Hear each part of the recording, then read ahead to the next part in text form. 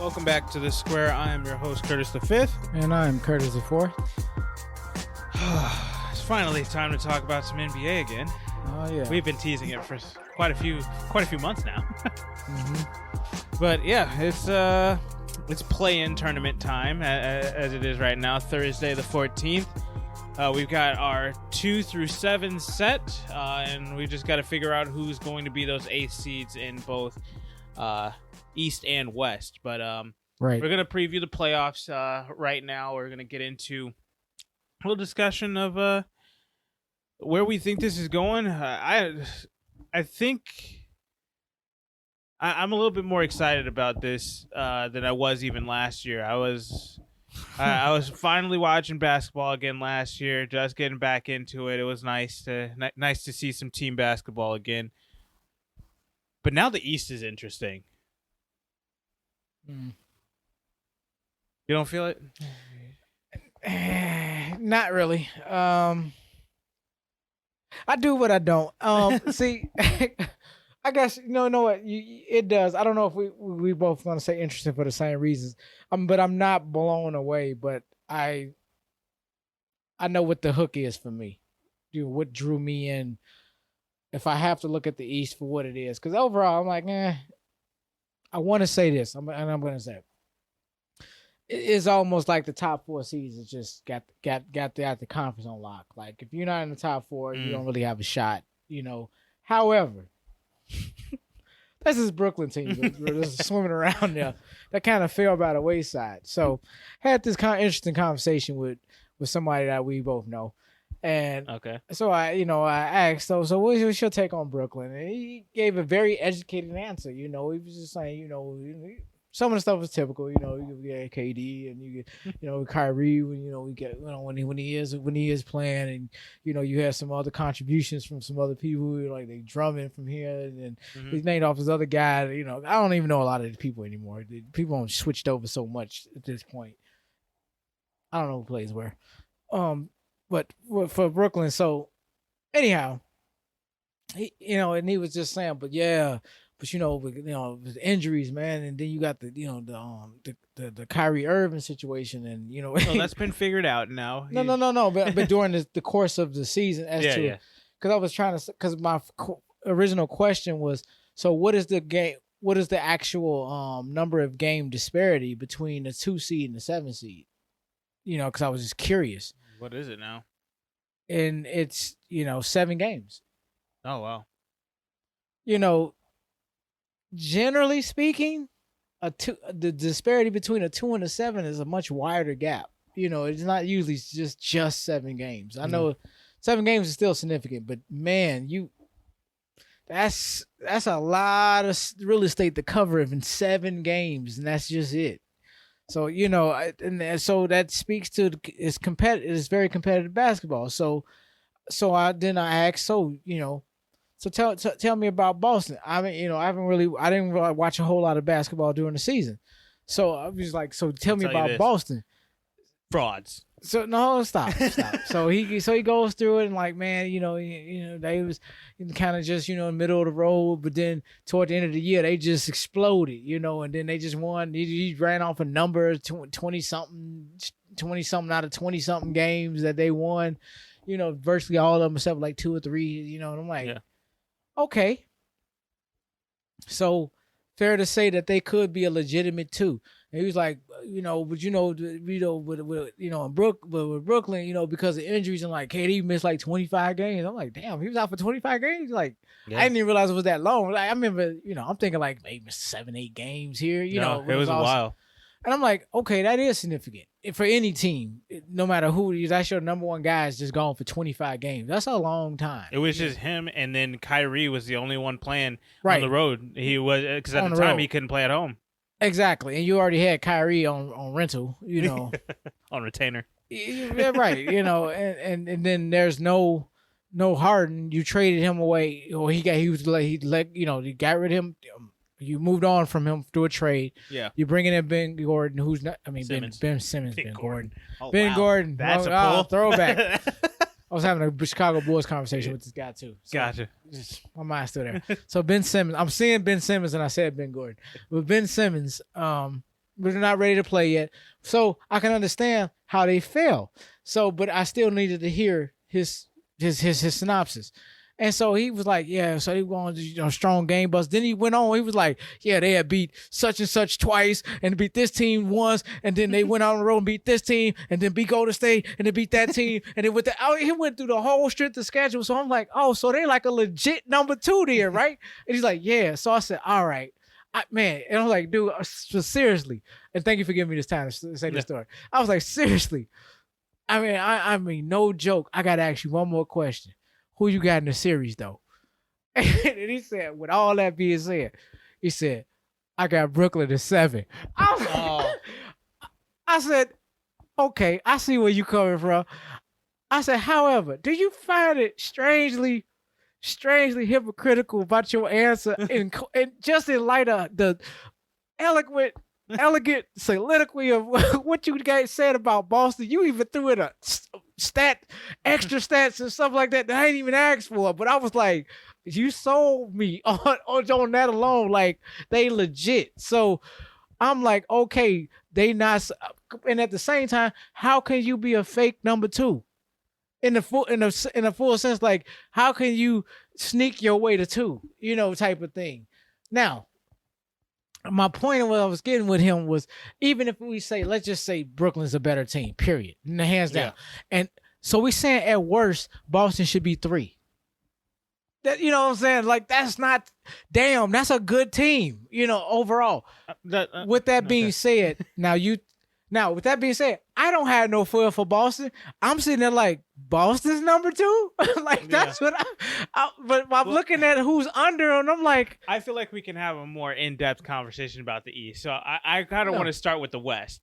All right. The West is a little bit more. So we're going to put a pin in this and come back. But remember where I was at. So y'all remember. All right, let's go. Let's talk about the West for a second, because congrats. Let's give a round of applause to the Minnesota Timberwolves. Oh, whoa.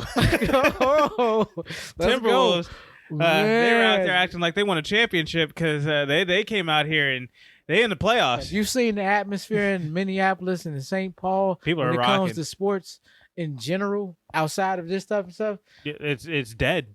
Okay, they back in the playoffs, and the first time, that's how you celebrate. You celebrate like you won a title, because hey, that is like you won a title. I'm like, I like it simply because it fits. We had this conversation last night. It fits.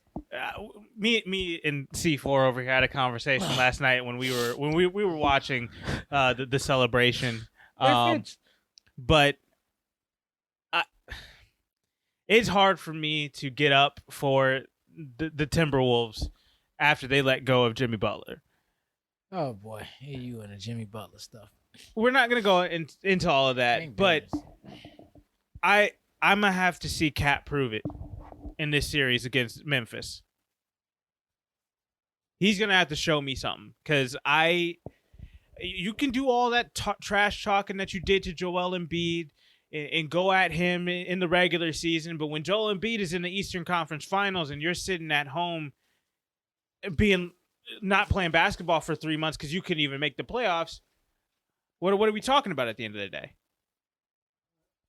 Now you got D'Lo. You went to bat, got your boy, and now D'Lo's over here. He's balling out.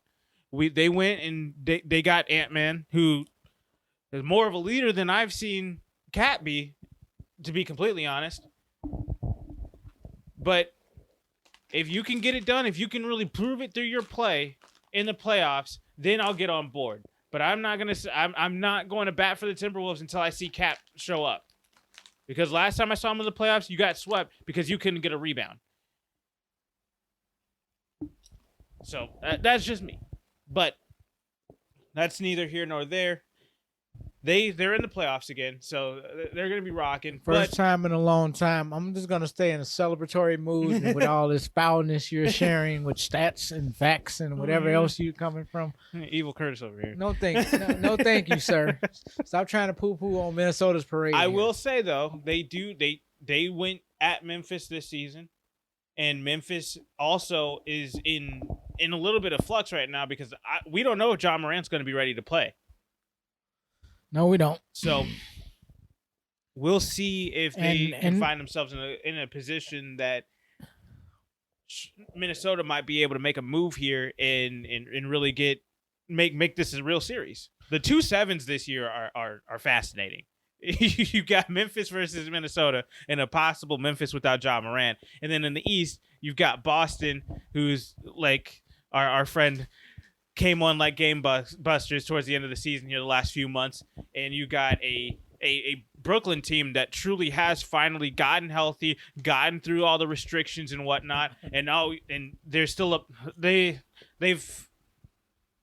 basically ruled out Ben Simmons for this series. So it's really just going to be KD and Kyrie. Possibly if this gets pushed to 7, we'll see. We could possibly see Ben Simmons in this series, but I'm just saying we'll see him in the conference semis. right. But back to the West. The top 3 in the West have been the top 3 in the West all season long. These guys have been killing it. Phoenix, the ultimate team basketball team for the last 2 years running. Memphis, hot stud and Ja Morant and a bunch of younger guys that come along and have been playing out of their minds. Right. And Ja Morant, before he got injured, was an MVP candidate. And then you got Golden State finally gets Clay back after, God, it felt like 5 years, but it really only had been 2 years of not seeing him on the court. Right. Draymond Green finally, they got back to babyface assassins of yore, 2015, circa 2015 Golden State Warriors. Splash Brothers. Add in Jordan Poole, who has been playing well above his pay grade, and they still need to figure out what's happening with Wiseman because at this point it looks like a bust pick.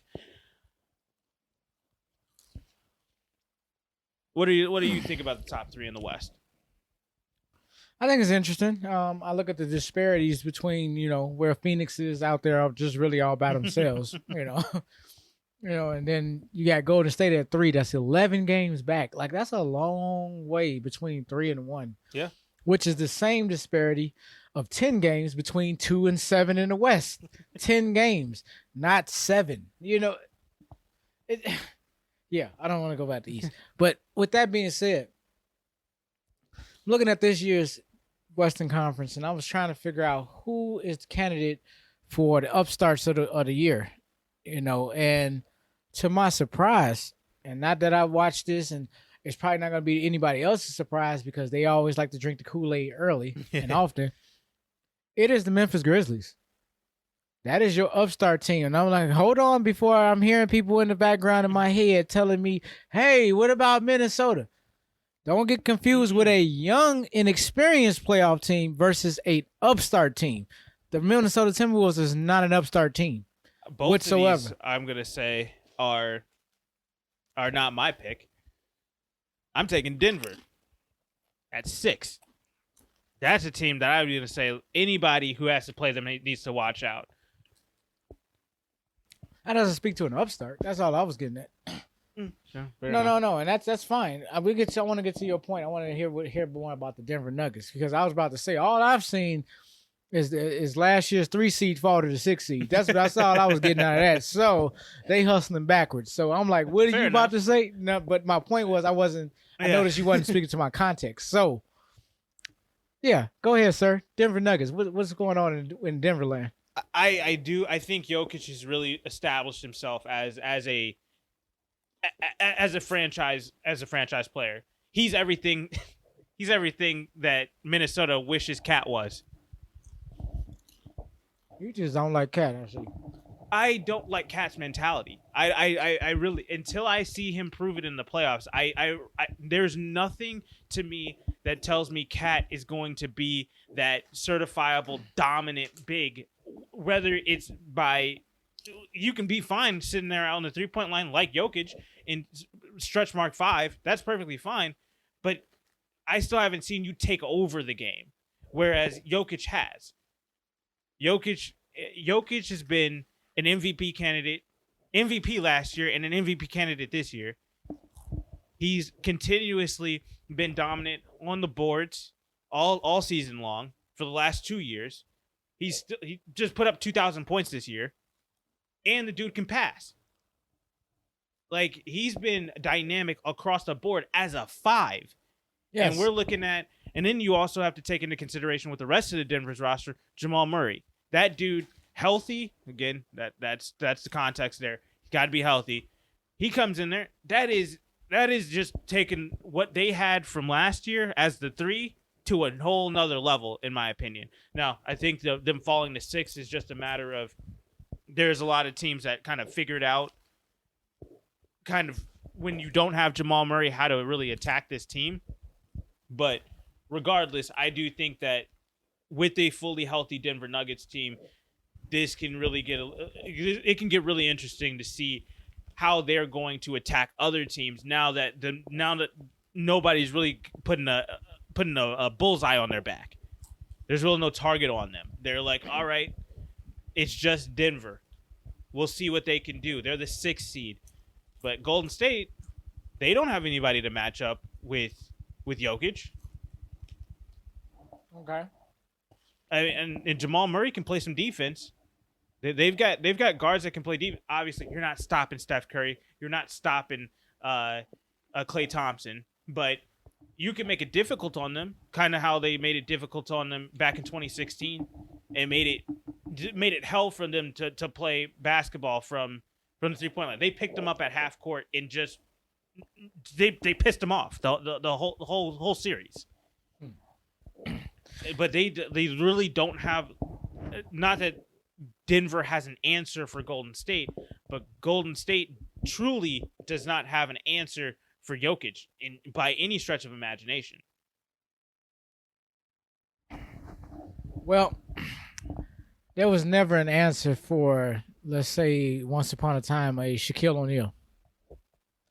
Nevertheless, they played their games. They won, they lost, and they moved on. Yeah. You saying all that to say what? So, I mean, does Golden State just have no answer, meaning they got problems in this series? I think that this is going to be a series. Or just Jokic is going to have a good statistical series, which is fine, and because no one there to really stop him. Yeah, there isn't anybody there to really stop him. I think Golden State's going to have a bigger problem this round, in the first round, than a lot of people might imagine. Now, that's not to say Golden State's not going to win this series, because, again, you got Steph Curry, Klay Thompson, Jordan Poole, Draymond Green, and Andrew Wiggins, who's come on as well as a 3. That's just, what the hell? How do we stop this team?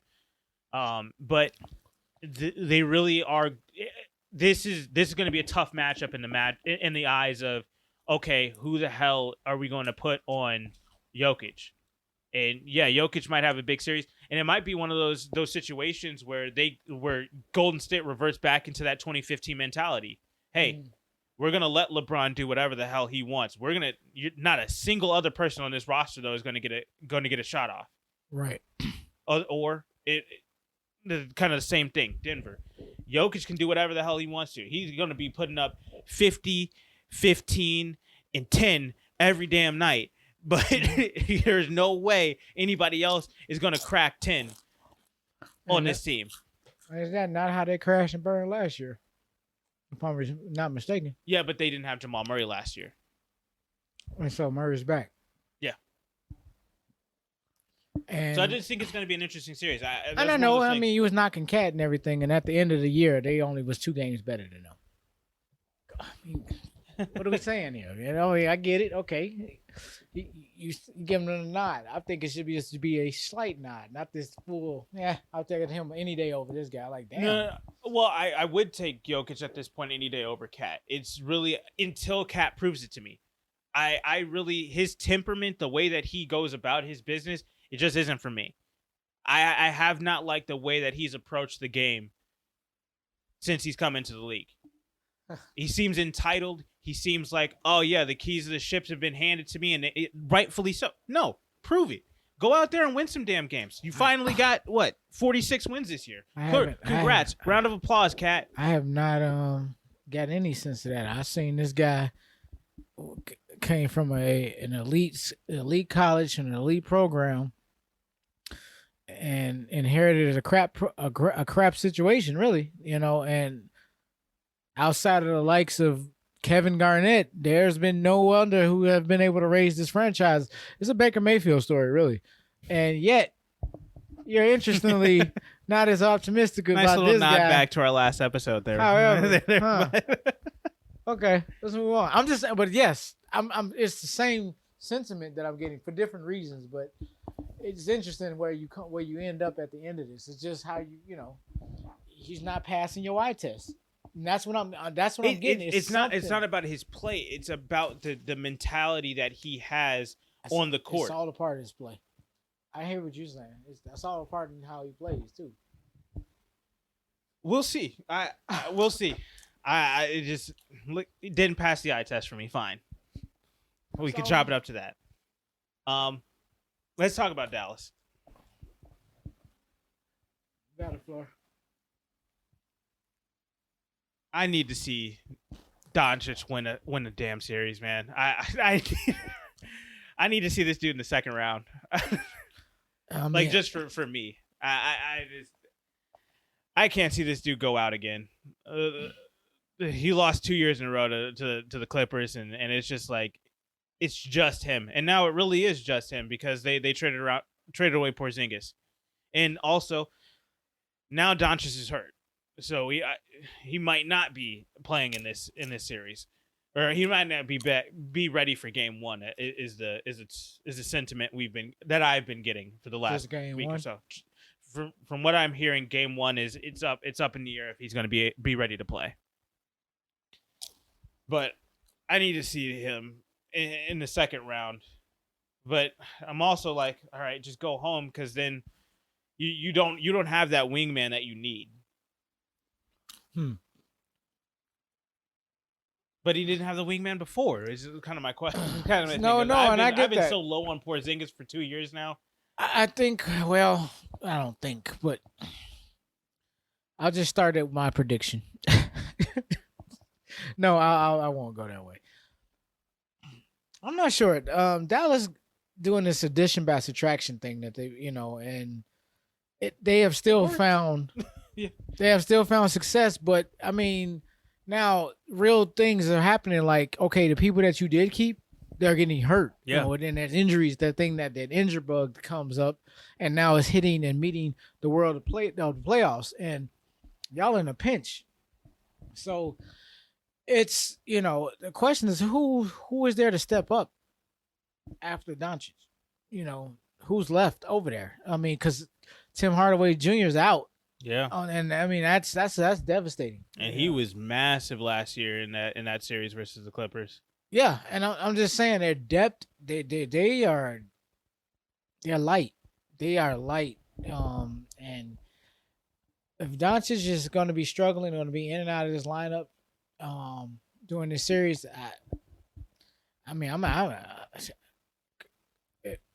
it's at best Utah 6. Yeah, at best, I'm saying I'll be Utah in 5 based on how many games Doncic don't even play. Because if he plays none, I'm just for the hell of it, I'll give Dallas 1 game. Just they'll find. No, I would say Utah in a sweep. I don't think Dallas is anything without Doncic. But I'm saying that to say that was before I found out all the other people that were missing, and I'm like, they don't have much of a roster.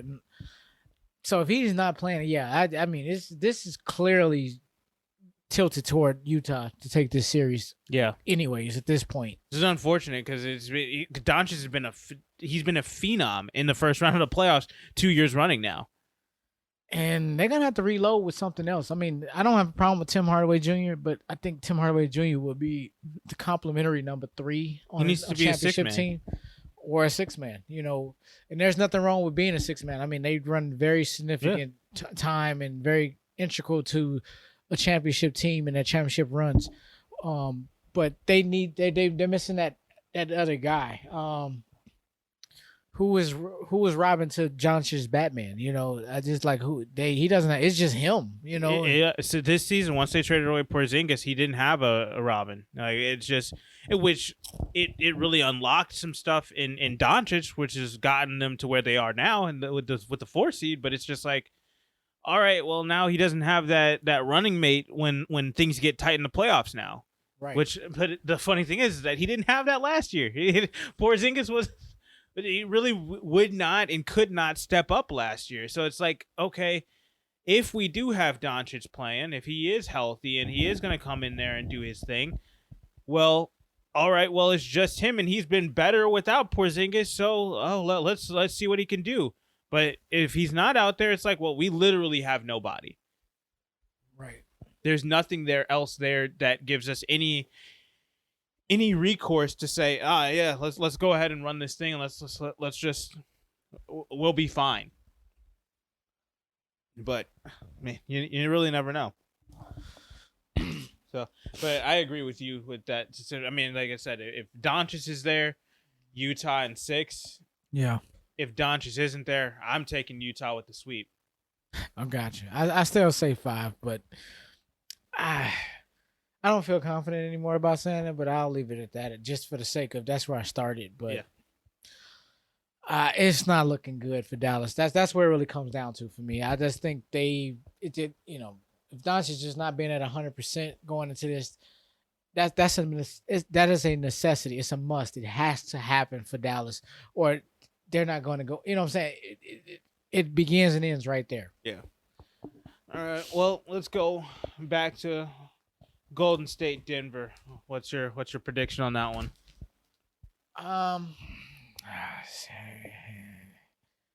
Denver, which is you just Doncic. Jokic. Oh gosh, Jokic and Murray and.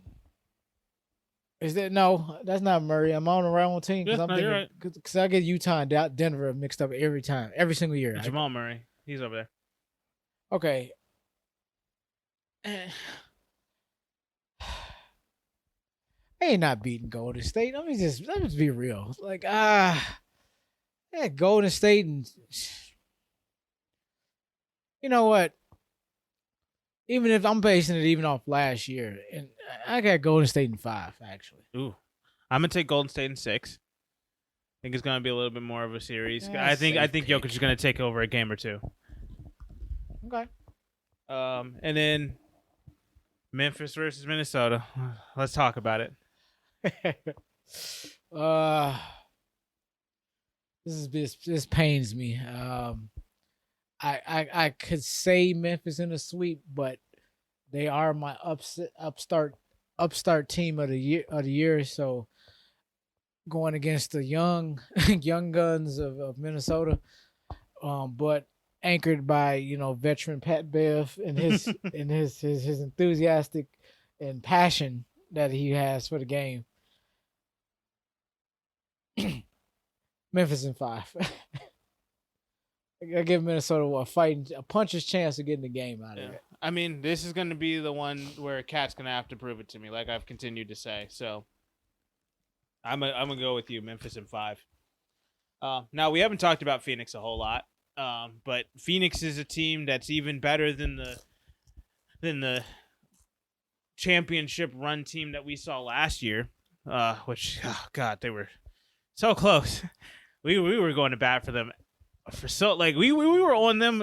I think we were on them before anybody else was last year, and we just continued to say like this is that is true team basketball there that we love to watch, that we love to see, and I don't think any team has a real response for it, and nobody did except for frickin' Giannis Antetokounmpo coming in there and I'm gonna just take over the whole damn series. I don't care who's playing over there.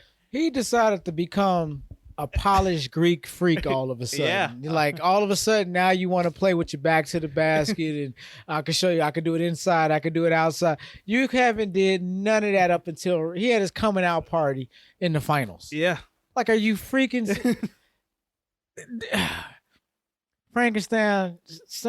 Dr. Frankenstein has let his monster out the box, literally. And yes, and now Giannis has become Giannis, and yeah, so now he's his own brand, and so on and so forth, and here we are. But as you were saying, but I think Phoenix is even better team than they were last year because what they did this year, which basically was, for one, Chris Paul comes in and says, D-Book, you got to be the guy. and D-Book took that mantle and ran with it, and he's been amazing. But then also we saw Chris Paul go down, and we were like, oh well, there it is, it's all over. Pack it up, send it home. There's nothing we can do about it. And then no, Devin Booker was like, I got this. I'm gonna do what I've learned. I've been with CP3 for 2 years now. Right. I'm gonna do what he's taught me, and he led, and he went out there and Devin Booker, quiet as kept, really should be like he's in that MVP conversation in my opinion. I didn't, like I said, I didn't see watching enough games, but that's interesting. You said that man, he'll have my vote.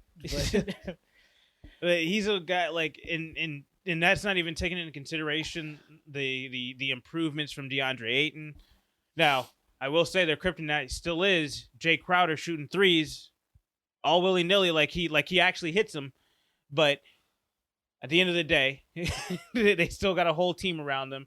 They're mostly healthy. We still got to get CP3 back to 100%, but they're mostly healthy. And hey, if we're gonna have Devin Booker take the Chris Paul leadership mantle and also be the MVP player that he has been this season, and the entire West needs to watch out. This dude's going to be a man on a mission, he is going to scrap and claw to get that team back to the finals. Yeah. Because after they lost last year, we said it. It's like, damn, that was their window. It's closed now. But now it seems like, there's still a crack open there, and Devin Booker can blow that crack wide open. Yeah, something. I don't know what happened in the LA market this year, but they collided and, spent out of control. And the window opened back up, and they ran through it and never looked back. So here we are. Best team, the best record in the entire NBA. Yeah, followed by Memphis at 2. Like, it's and Golden State at 3, which weird. Dallas is only 1 game behind them. I mean, talk about, a photo finish at the finish line. Yeah. Goodness. For sure. But and then you also got, so we don't know who their matchup is going to be just yet. It is Thursday for us, the 14th. The final play-in games are going to happen on Friday the 15th. But we're looking at Chargers versus New Orleans Chargers. Clippers versus I saw LAC and I just was like Chargers for sure. Still in football mode, guys. No, Clippers versus the New Orleans Pelicans. Man, I'm looking at a matchup there where I'm like, God, I'm really hoping Zion can pull it off. I'm tired of LA. Get him out of there.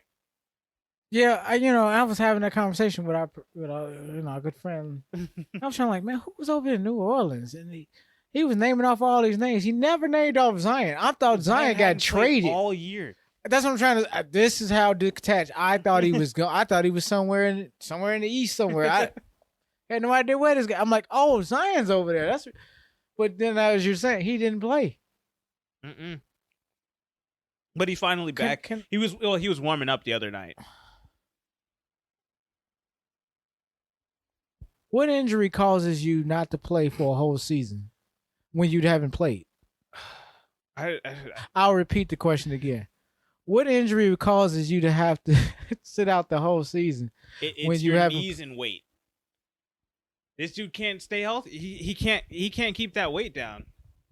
Those beignets are getting at him. He just get injured just from getting from point A to point B. Yeah, basically. Apparently he had some sort of a setback and they just weren't able to get him right. Plus his family has also been it might not be an injury. It might be one of those, I'm a holdout until you guys trade me at some point because I don't want to be here. That's interesting. Regardless though, if Zion is back, CJ McCollum's over there right now and they've got Brandon Ingram over there. They've got some guys over there that makes it a little bit interesting. Now, regardless of who wins versus the Clippers and New Orleans, sorry, you're not making it out of the first round. You're getting. I'm gonna give whoever. I'm gonna be nice about it. Whoever wins that game, they will lose in 5 to Phoenix. That's just that's my prediction. I'm gonna put it out there. Regardless, though, I would much rather see a New Orleans Phoenix matchup than a New Orleans versus the Phoenix in Look, LA. yeah, I agree. I think LA window has closed. After All of LA. you and All, basically both of them. after hearing and coming to the discovery that Kawhi Leonard, not that I've been following anything in the NBA that close, to find out that this guy has actually have not even played a lick of basketball last year, and he's played about as many minutes as I have. Mm-hmm. None, zero, just to be clear. And I'm trying to figure out exactly what disclosed injury did he suffer from that would kept him out the whole season when he has not played. Yep. And it's when he has not played part that you all are missing here that I'm not understanding the disconnect between what type of injury do you have, sir, that would require you to be out when you haven't played.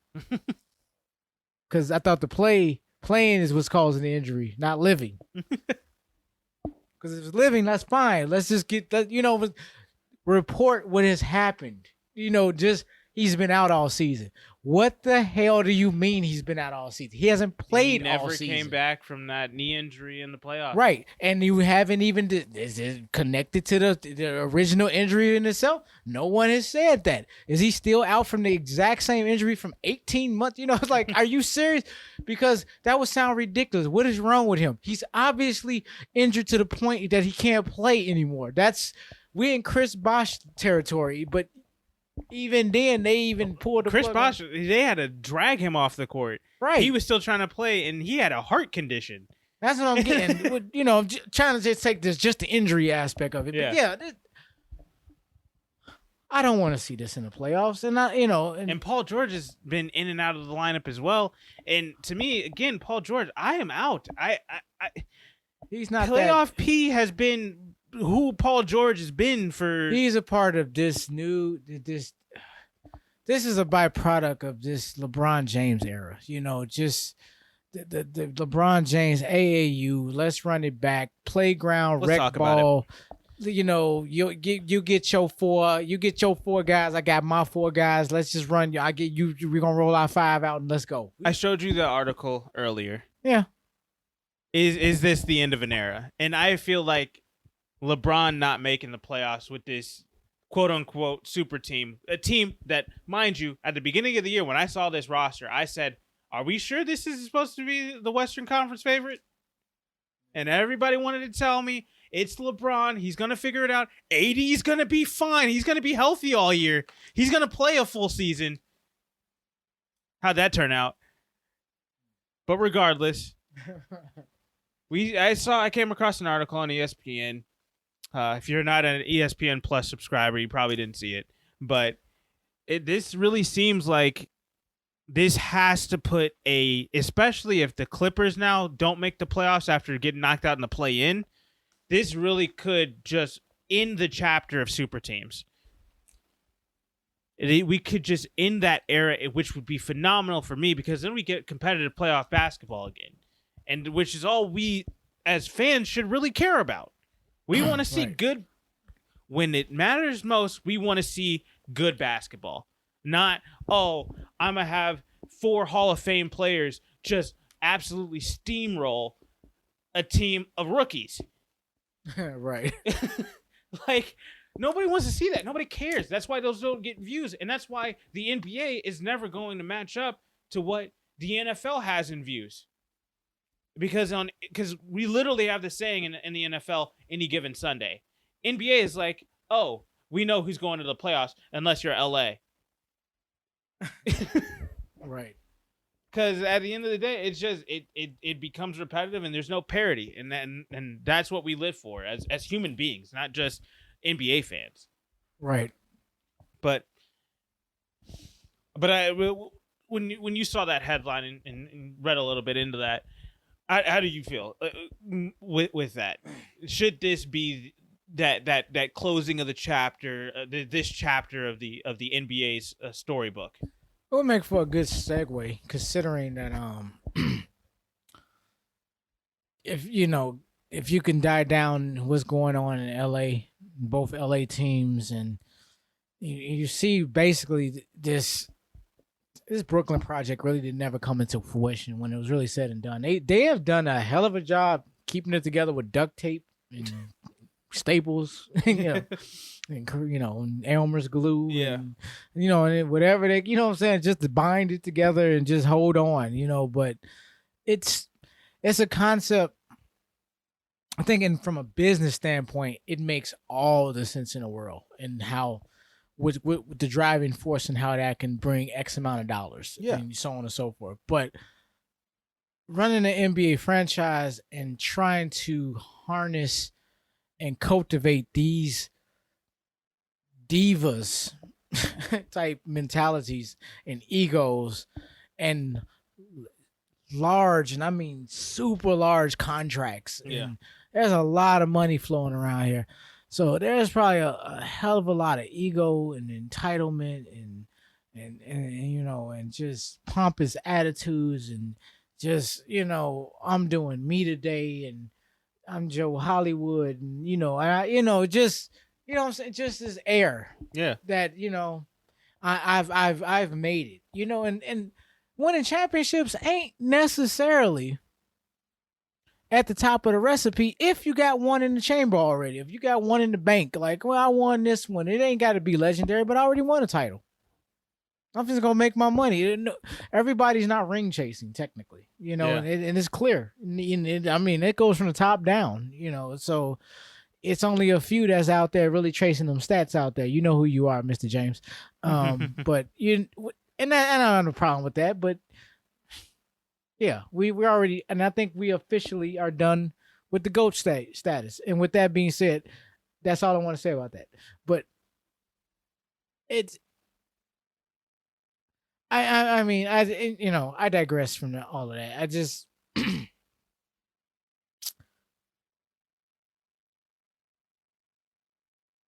it's about just this super team concept. I think has ran its course just as much as the NCAAs and the one and dones. Not that that's a whole nother conversation, but that's my equivalency to that. That it's something I think it can work for a period of time, or you have a big enough sample size to see your pros and cons and what worked, what didn't work. Overall, I don't think it really works. And it pulls away from your, like you say, parity, the competitiveness of basketball, and it's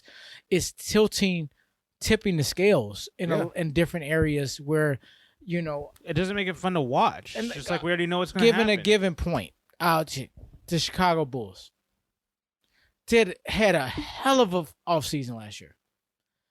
And that hell of a offseason took them out of basketball purgatory to competitive playoff basketball. Now the question is, what's going to make them a NBA contender?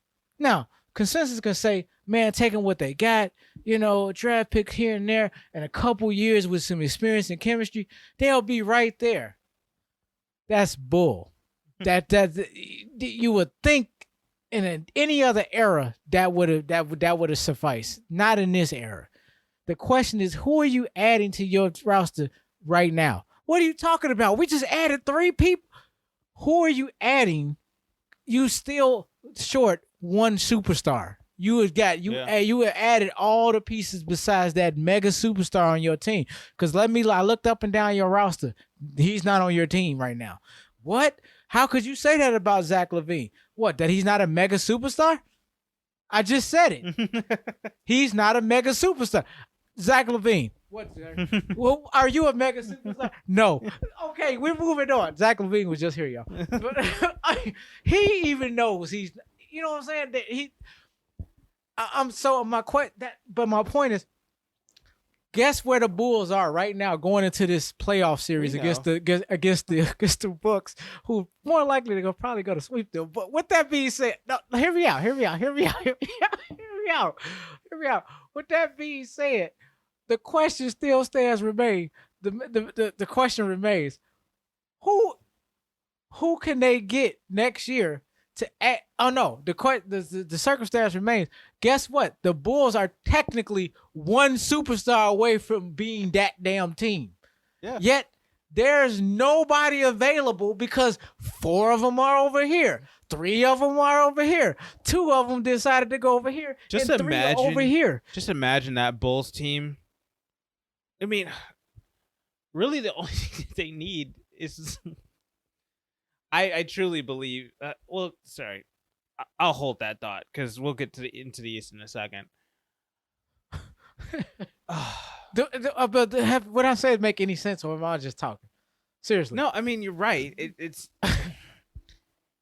yes, and yeah, they are just a star away, and that's the case. I mean, for a believe lot it or of not, teams. but you're not even looking at it like that. Simply because we're in an era where there's you nobody gotta- available. You still got a Brooklyn.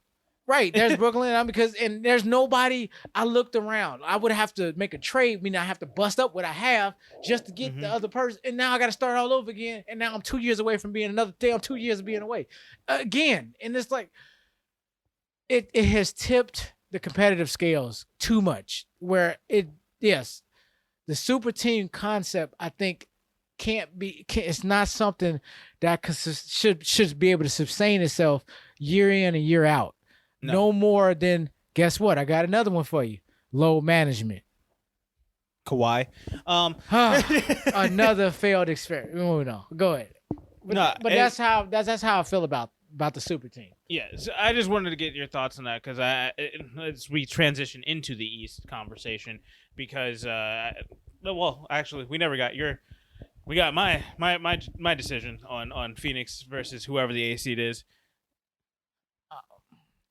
Phoenix against the Pelicans. I want to say sweep either way for either team. However, I'm just being generous. I'm giving them a 5.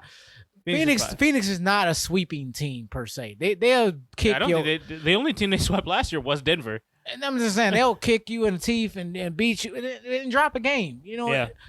I've seen this before. I watched the Bulls. The Bulls did not sweep people all the time. It was very rare. They're like, oh damn, they actually swept this team outside of the first round. You know, first round was a gimme. Yeah. But but moving on. Well, yeah. So let's move on to the Eastern Conference discussion because that's where all the parity is. And it's going to be an interesting topic of conversation. I mean, let's get it out of the way. So I gotta go back to my pen. Yeah. Well, do you want to get back to that pin, or do you want to get back to the other pin of? You got 2 pins in the East right now. You got Boston versus Brooklyn, and we were just talking about Milwaukee versus Chicago. Well, let me finish the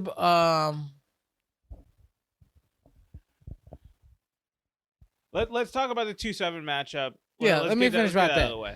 So as I was stating, he concluded with a hypocritical analysis, or conclusion, and I was like, well, I mean, you gave a good analysis of Brooklyn, but you gave an outstanding one to Boston. If you was ever to sell somebody on something just based on my interaction with you, you sold Boston.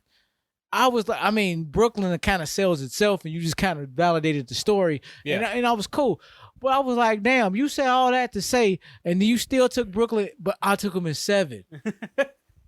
Oh, okay. I'm sure that makes Boston feel that much better. But I said, I even asked him, did you find Boston to be legit? Like, yeah. How do you got Brooklyn in 7 then? Well, I was asking him, saying, so was Brooklyn's fall much greater than Boston's rise? And he couldn't answer the question. I'm saying, but obviously you must be saying yes, because you say, even though you have completely ignored the seeds. I know the seeds may not necessarily mean much with a 7 game, and based on they kind of sputtered and y'all kind of just surged all of a sudden, but they're still surging. They're not sputtering anymore. But when non-sputtering but yet still surging meets, does that still come out Brooklyn is 7? I mean, I ain't saying it does or it don't, but because you got to think Brooklyn is sputtering from from a mountaintop that they were at, whereas Boston surging from they were in purgatory. They looked bad. I mean, but they finished ahead of Milwaukee and Philadelphia. True. I'm No, and I get that. And with that being said, Brooklyn, all three of them, you would think they would have been under them. But you got to take Brooklyn I'm played listening basically a third of the season with just Kyrie half the time. Like this is a super team, and super teams are the exception. So obviously not, but they're supposed to be the exception. And I get it. They sputtered to 7, but like I said, between 2 and 7 is only a 7-game disparity. It's not much. So I was asking how legit. So but I found out Boston is legit. The funny phenomenon is nobody is giving Boston a chance. I'm like, well, damn, they're not. They're the 2 seed. I'm like, So are you taking Boston? No, series? I'm just saying. How did they they fell backwards in reverse to 2? If that make any sense to you. No, they didn't fall to 2. They climbed to 2. I'm giving them the that. way they talking. They failed to 2, but they didn't fall from first. They fell from 4th. No, they really did. They surged all the way to 2. But my issue with them is that they found the worst freaking matchup in the first round. That Styles makes fight is kind of the way that I look at it. Let's just cut to it. Who you got? I want to take Boston. I want to, but the way that I have watched Jason Tatum in the playoffs the last few seasons, it's just like, dude, you got to prove it to me. I have not seen you take over a series to date. I have not seen Jason Tatum be that guy. I've seen Jaylen Brown take over a series.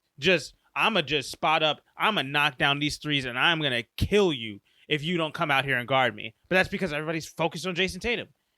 So, like, it's just one of these things where I'm just like, they can't do it alone.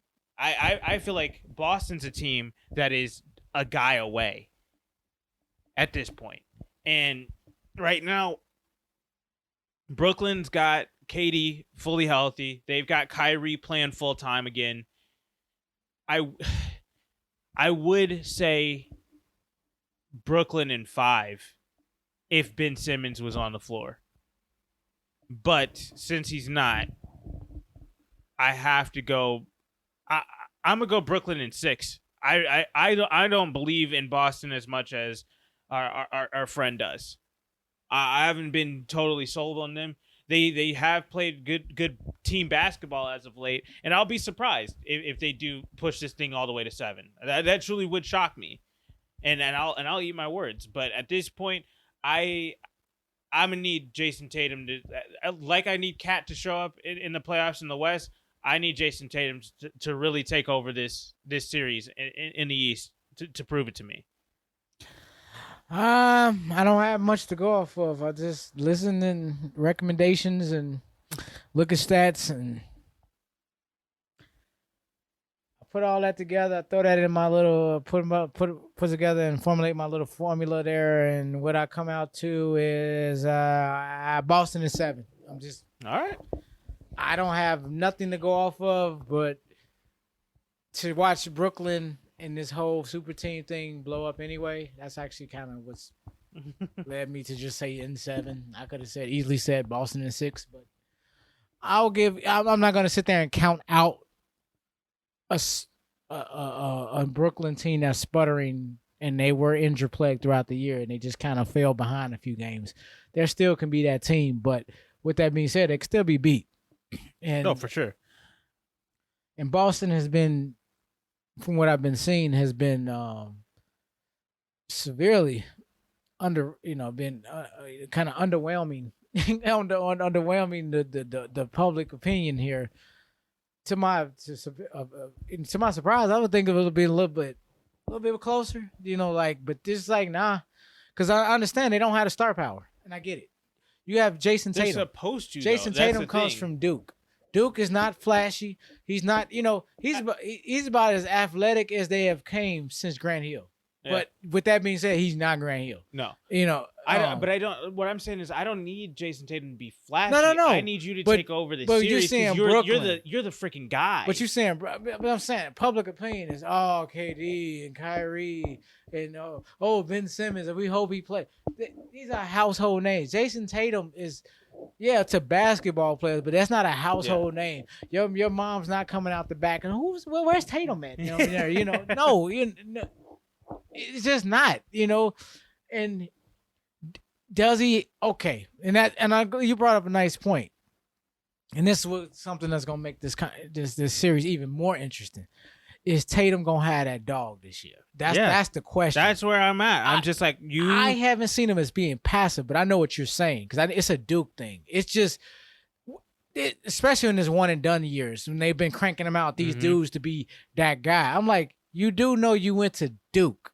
Duke don't crank out Michael Jordans. Yeah, they crank out Grant Hills. Yeah. You know what I'm saying? It's a completely different type of skill set, and y'all, so. Brandon Ingram's. But they don't have those dogs around him that would allow him to just be that Duke. I'm coming in playing my role and getting the job done. And let me be very clear. If you wasn't really out, and that's why I use Grant Hill is really the outlier. Duke players are generally at best what you're getting is a number 2 guy. I mean, now you might get a 3. Some cases you get 4s. It is what it is. But you get a solid effing player on your team. Now, these guys, this crop, they have been 2s being disguised as 1s in the business world because they want to sell stuff. And this is why Brandon Ingram and Jason Tatum has been the most successful in this process. But look at it. It's him and Jaylen Brown. Jaylen Brown has been amazing. That's what I'm trying to get at. But look at the kind of discussion we're having to talk with this with a whole bunch of asterisks and disclaimers. Yeah. And let me be very clear. And I'm not trying to be. It's like this is ridiculous because. Yeah, okay. That's what's so damn bizarre about this matchup. It's like, oh my god, man! Like it's a bad draw for Boston. It is. I mean, technically it's a bad draw for Brooklyn. I was about to say vice versa. Like I don't think either one of these teams want to face each other. This is going to be the most, I think, interesting series in the first round on both sides. This is a unofficial 4 or 5 seed. Yeah, this could go either way. Because the Philadelphia Toronto thing. That don't know. That should be 2-7. I think they just got the seedings wrong because it's just the seedings are throwing. Actually, let's talk about it because. Oh wait. Oh yeah. Well, they got to play them in there anyway. Philadelphia versus Toronto. There's not gonna be any Matisse Thybulle for 3 games in this series. Really? Matisse Thybulle apparently was ineligible. They said to play. Late in the season here versus Toronto in Toronto, making everybody wonder, does Matisse Thybulle have that vaccine that is so coveted across the NBA spectrum at this point of the year?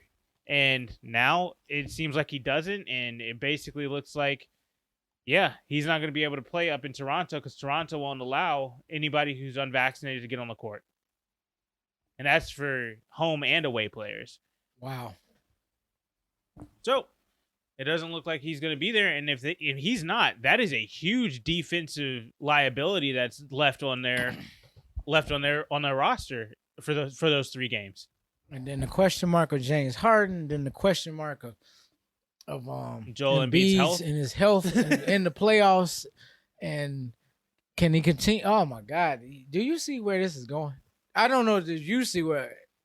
There could be a nice little Toronto episode coming down. And it ain't looking so great in Philadelphia. And there's going to be... There might be riots. A shitstorm coming, of problems.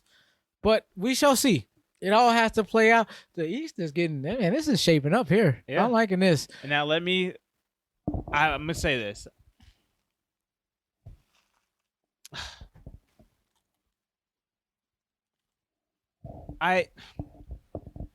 Philadelphia, I think, is going to win this series, but I think it's going to be in 7. It is going to be in a nasty 7. And there's going to be once we come out of this series, there's going to be a lot of questions. And a lot of people are going to be like, what the hell did we just watch with Philadelphia versus Toronto? And there's going to be questions on James Harden. There's going to be questions on Joel Embiid. who's supposed to be MVP candidate, but is he? And there's going to be questions on the rest of that bench. Did we give up too much to get this James Harden experiment? Absolutely, they gave away too much, which is something I wasn't considering earlier. It's gonna be tough for Boston, but yes, I still think Boston gonna get a 7. But yes, and I was thinking of Steph Curry specifically. Mm-hmm. It's gonna be interesting. I don't, man. I'm sitting there saying That's like I really want to see Ben Simmons in that series because I want to see Seth Curry, Ben Simmons, KD, and Kyrie on the court at the same time. That's a death lineup. And then you got Andre Drummond at the 5. No, the NBA did not want to see Philadelphia in no way, shape, or form facing against Brooklyn outside of a wacky way of them a 4 and a 7 meeting in the conference championship, which is I don't think mathematically has ever happened in the NBA. Well, we've never had that strong of a 7 at I understand. ever in our lives. When I'm looking at Milwaukee getting a tiebreaker with the same record, yeah, and Philadelphia just falling to 4, so they're on the other side of the bracket. So yeah. I'm like, oh, come on, man, come on. How we not getting? That's Ben one of Simmons? those quintessential 2 second-round matchups that we would see. Right? How we not getting to see Ben Simmons go against Philadelphia? Philadelphia facing off Embiid versus Simmons. If that was the way that fell, I would love to see that. But that's what's going to have to happen. A 4 and a 7 seed is going to have to be able to advance. So you've seen the numbers how they run in Vegas. Good luck. The numbers are just not in our favor for various reasons, but we shall see. And this is what you're saying with Toronto. I don't know who I want in this series. So when I get stuck like that, I guess I'm taking Philly in 7. We agree there. All right, let's talk about it. Milwaukee versus Chicago. I'm so hurt. I've been so high, like Chicago in the playoffs in the way that they had been playing all season long, just to be ruined by the fact that we're not going to have Lonzo in the playoffs. Come on. Every single time Chicago since the Jordan era, every single time Chicago makes it to the playoffs, something goes freaking wrong. Every time. We can't catch a freaking break. And we're not going to have one of the best defensive guards in the league to go ahead and try to this would have been one of the toughest matchups for Milwaukee because they would have just said, Giannis, you go do it by yourself. They're taking everybody else away. Right. Well, I have not. Like I said, the Bulls did their due diligence last year to get themselves in the conversation again and back at the table, but they're clearly not ready. This is already. They're just not healthy. See, this is Luke and Empire Strikes Back. See, he did what he could do. He gave it a go. I mean, he stood up against a Sith Lord technically. And, the Lord toyed with him at the beginning, with one hand, just messing with him.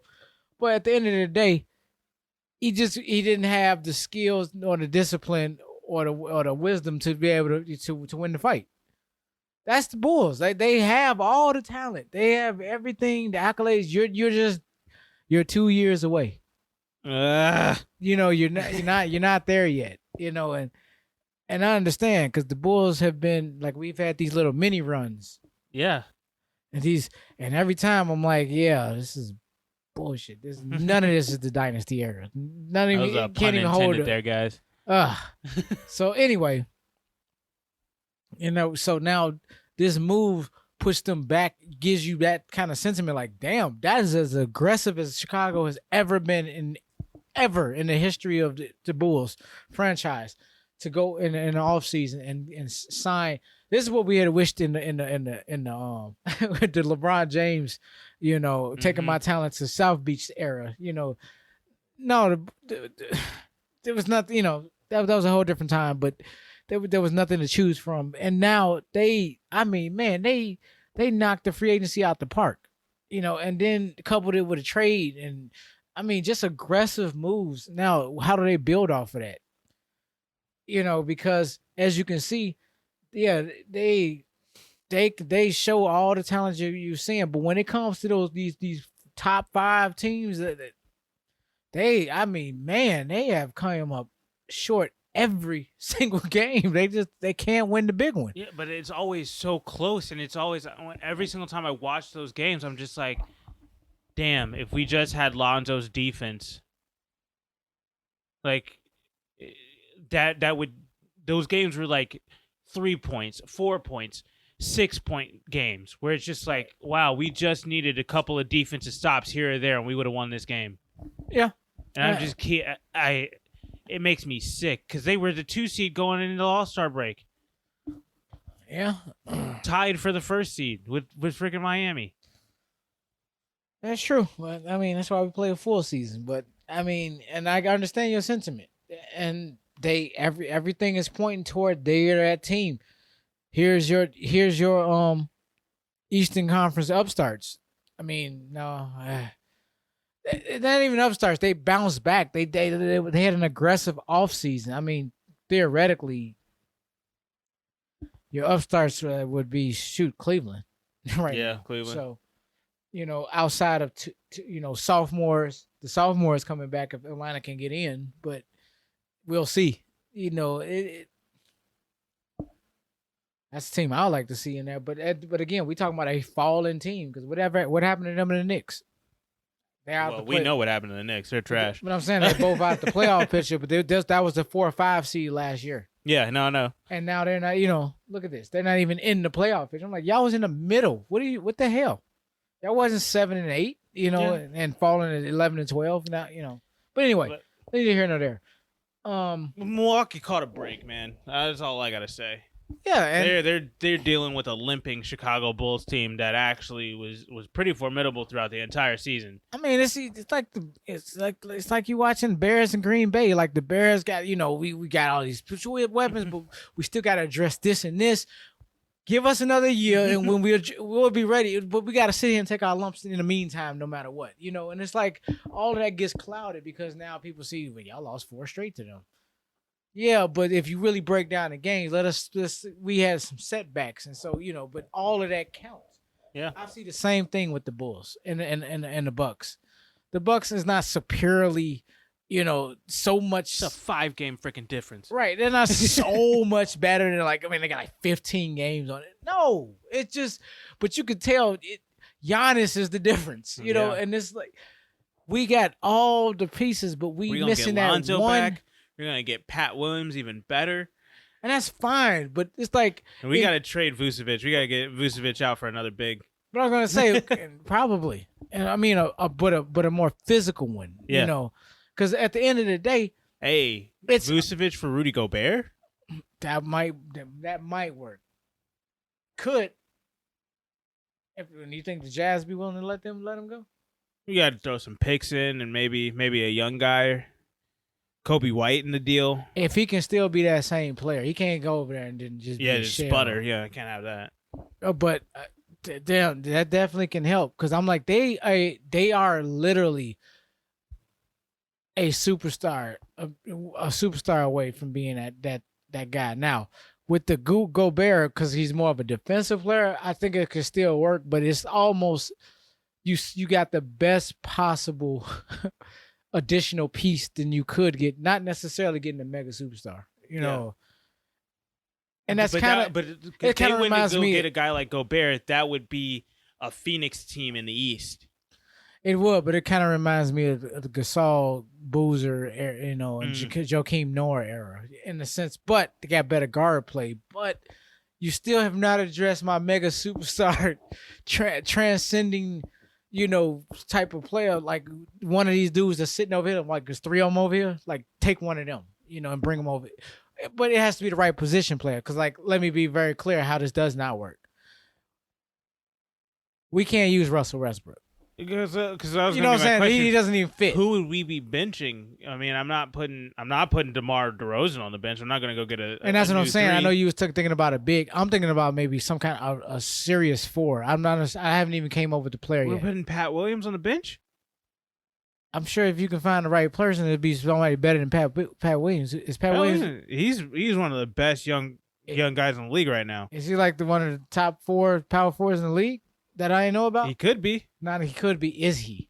Not at the moment. Okay, who is the top 4? I want one of them guys. Because I'm just saying, because there's somebody better. I'm like, but it's gonna.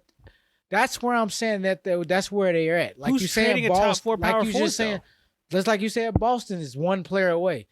That one player may never come over because there's no one to get, because there's no one else out there, because of what has happened until this super team concept is busted up. Because I mean, damn it, Kyrie and Kevin Durant should not be on the same team from a competitive standpoint. Y'all should be leading your own teams respectively. Now y'all divvy up the role players to everybody else that's on the team. Y'all can divvy all that up, but y'all two need to be on 2 different teams. No, I'm using that as an example. It's no different than let's see.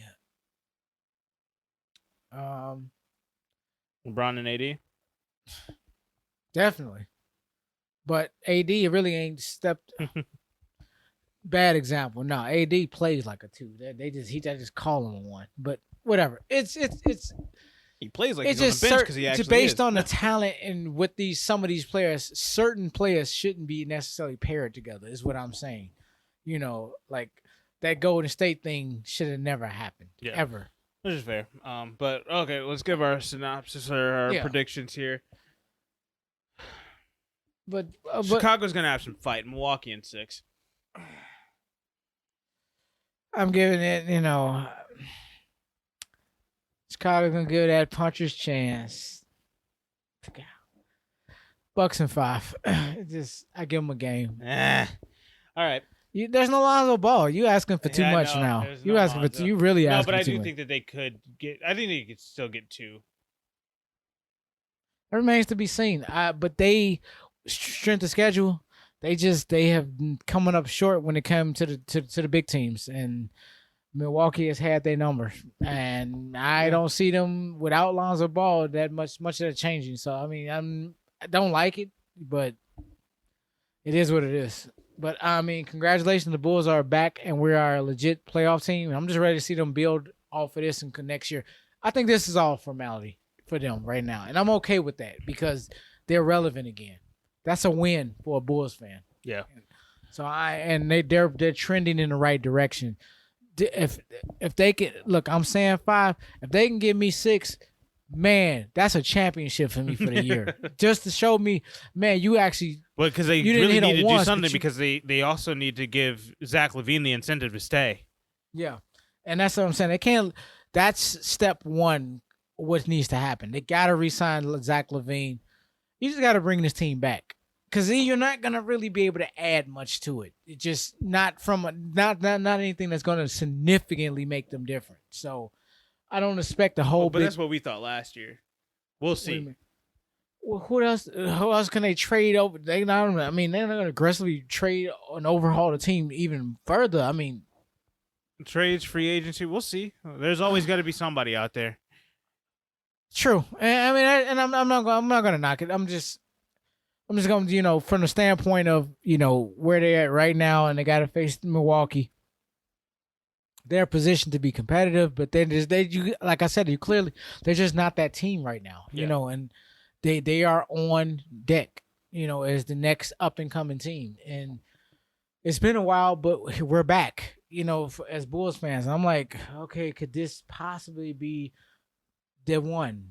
This is the building blocks of a true team. Yeah, but I mean, we just seen different installations of this over the years, and I'm like, man, is this the one that's gonna hit though? Yeah. Like in the post-Jordan era, finally that someone else. It's the one I'm most confident in. Well, we shall see. Well, let's talk about the 1 seed, Miami Heat. They've locked that down, 53-29 on the season. Jimmy Butler out there leading the way, getting in spats with Udonis Haslem and Eric Spoelstra over there. But backed it up with Bam Adebayo and Tyler Hero. What's his name? Duncan Robinson over there. I mean, and then they went ahead and they traded and got Kyle Lowry over there. So they're a team right now that looks real They look like they're another team that actually looks like a team. It's not a super team. It's not, oh, we're gonna put 17,000 all stars together to go ahead and win this damn thing. No, they found guys that work in that system, and hey, they win games. They're up at the top, and they've even got a guy like VO sitting there on the bench right now. Right. So I like what Miami's got brewing over there, and hopefully they're not a fraud one seed, because that's a team that I think when you think back to the bubble playoff, you're like, oh wow, that really was just a flash in the pan. But they got healthy this year, and because last year they were dealing with a lot of COVID situations, they had about 3 or 4 different COVID outbreaks, and they just weren't able to recapture that magic.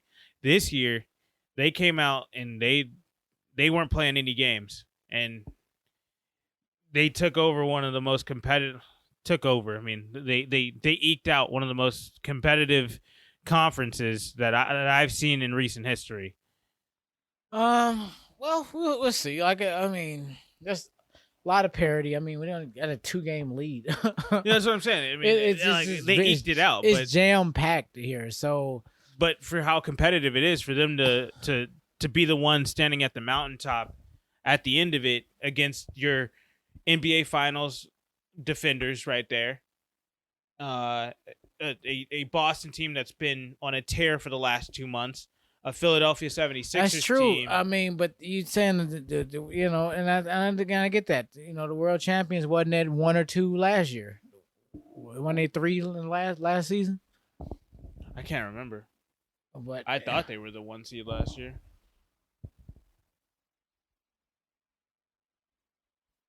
No. Here we go. Yeah, there were 3 last year. 3. Yeah. Yeah.